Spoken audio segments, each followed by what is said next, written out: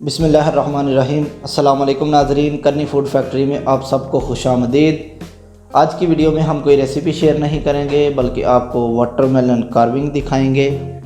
बनाना बहुत ही आसान नहीं, लेकिन अगर आप थोड़ी सी मेहनत और लगन के साथ इसको देखें सीखें तो आप बआसानी इसको सिर्फ़ एक छुरी की मदद से घर में भी बना सकते हैं। घर में कोई छोटी मोटी पार्टी हो या कोई ख़ास मेहमान आने हो तो आप इसको प्रेजेंट कर सकते हैं। आपकी दावत को ये चीज़ चार चांद लगा देगी। छोटी सी वीडियो है, पूरी ज़रूर देखें। वीडियो अच्छी लगे तो इसको लाइक करें और शेयर करें और नीचे हमें कमेंट्स में बताएं कि आपको हमारी ये वीडियो कैसी लगी।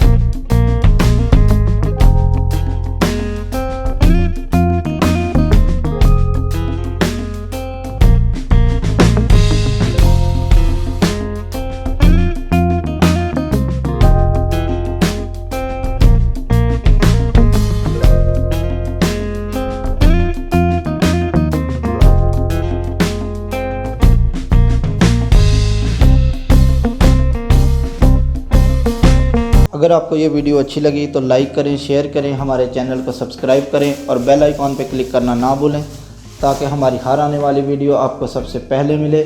तो मिलते हैं नेक्स्ट वीडियो में, तब तक के लिए अल्लाह हाफिज़।